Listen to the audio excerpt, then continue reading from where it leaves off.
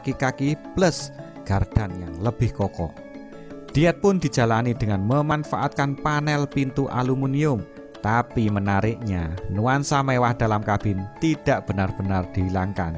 Bayangkan, masih ditemukan panel kayu eksotis, door trim, karpet, power steering, bahkan air suspension. Masih bisa dibuat mewah meski performa didongkrak habis sampai sulit dikalahkan.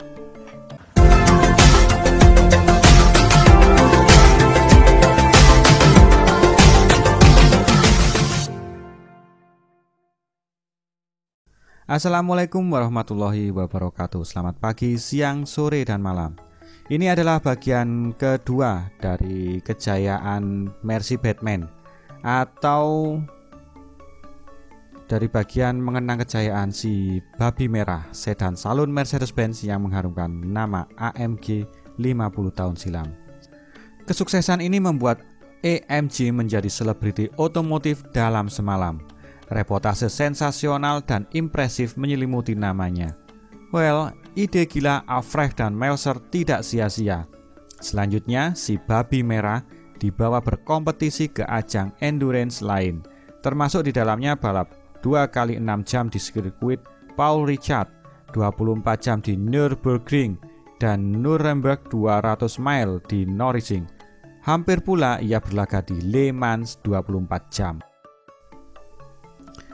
Sayangnya, kiprah 300 SEL 68 AMG harus berakhir lantaran perubahan regulasi Federation Internationale de Automobile atau FIA. Kapasitas mesin dibatasi sampai 5.000 cc saja untuk dapat berpartisipasi di European Touring Car Championship di masa selanjutnya. Ya, mau tidak mau si babi merah harus dipensiunkan. Namun tak kalah menarik cerita setelah karirnya berakhir. Ia dijual ke konglomerasi asal Prancis, Matra. Tidak lagi bertugas sebagai mobil balap, namun tetap berkaitan dengan kecepatan. Dikonversi sebagai alat pengujian kecepatan tinggi ban pesawat. Nasib setelahnya tidak diketahui, hanya saja Mercedes AMG membuat replika pada tahun 2006 sesuai desain original untuk melanjutkan kisah suksesnya.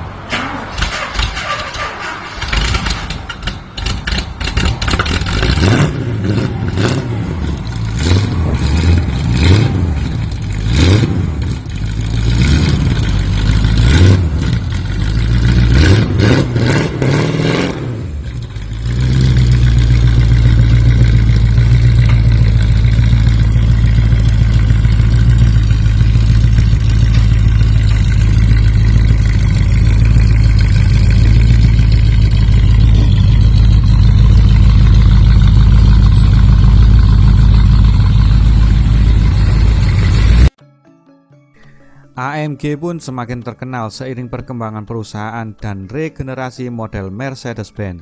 Setelah merombak mesin pada awal 1970-an, bisnis berevolusi dengan layanan kostumisasi. Tidak ada yang tidak mungkin, sebagaimana sebuah perusahaan modifikasi pada umumnya. Terus berkembang dari perusahaan lokal hingga melayani klien luar negeri.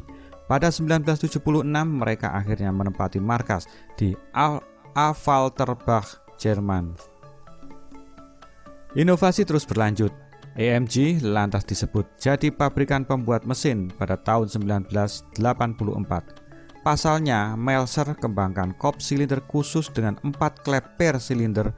Juga kegilaan tak terhenti seperti kelahiran sang ikon AMG Hammer pada 1986. Такие машины, как эта, могут бегать вечно. При должной заботе они бессмертны. Как семья. Вложи в нее всю душу. Береги ее. Семья — это то, что останется после тебя. Она твоя вечная ценность. Yakni E-Class Coupe generasi 124 yang ditanami versi V8 5000 cc. Akhir 1980-an, Daimler, Benz, dan AMG mulai bekerja sama sebagai rekanan balap resmi. Tipe 190 buatan mereka jadi awal kehebohan pertarungan DTM dengan dukungan dari pabrik. Penyelesaian kontrak kerjasama dengan Daimler-Benz AG di tahun 1990 merupakan batu lompatan sebenarnya, meningkatkan kepercayaan konsumen dan kredibilitas sebab produk AMG dapat dijual dan dirawat pada seluruh jaringan Mercedes-Benz. Hadir pula model kolaborasi pertama mereka, C36 AMG. Baru di tahun 1999, Hans Werner Aufrecht memberikan mayoritas kendali kepada Daimler Chrysler AG dan 2005 Daimler Chrysler mengakuisisi 100% sahamnya. Terbentuklah Mercedes-Benz AMG GmbH, seperti AMG yang saat ini kita kenal sebagai divisi Performa. 50 tahun berlalu sejak Rodesau membuat sensasi di gelaran 20 Hour of Spa 1971. Pada kompetisi tahun ini, Mercedes AMG meluncurkan 3 mobil balap 50 Years Legend of Spa sebagai bentuk penghormatan. Sangat terbatas.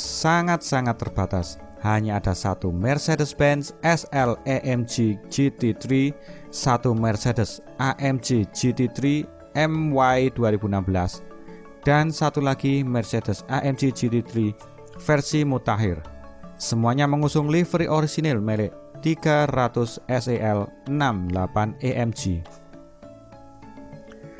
Setiap model disudahi interior gelap dengan finishing crepe white metallic matte. Berikut sebaran permukaan serat karbon menunjukkan keistimewaan plakat hari jadi komplit tanda tangan penemu AMG Hans Werner Aufrecht ditempel ke dashboard. Di samping itu, ketiga mobil ini tidak dibatasi homologasi FIA, memungkinkan nyanyian lebih lepas dari unit V8 6300cc AMG sekaligus diproduksi tenaga maksimal sampai 650 PS.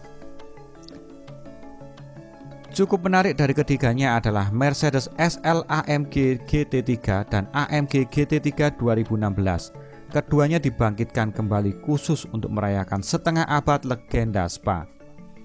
Khusus SLS Gullwing, ia dibuat dari cangkang bodi terakhir yang tersimpan di pabrik Mercedes AMG. Bukan dari model lama, mengingat sudah tidak diproduksi sejak 2015. Sementara itu, AMG GT3 2016 merupakan contoh sasis ke-100. Unik dan sangat terbatas. Tentu tidak akan murah dan sangat-sangat mahal. Bayangkan saja, hanya ada satu model otentik dengan bandrol selangit. SLS AMG GT3 di Lego 650.000 euro, atau kalau dikurskan Indonesia sekitar 11,1 miliar. 2020 GT3 sekitar 9,9 miliar rupiah, dan GT3 dari 2016 seharga 500.000 euro atau sekitar 8,3 miliar rupiah. Seperti balap, mereka dijual dengan ban slick tidak beralur. Ketiganya pun mejeng di gelaran 2 Hour of Spa tahun ini. Terima kasih. Semoga bermanfaat. Wassalamualaikum warahmatullahi wabarakatuh.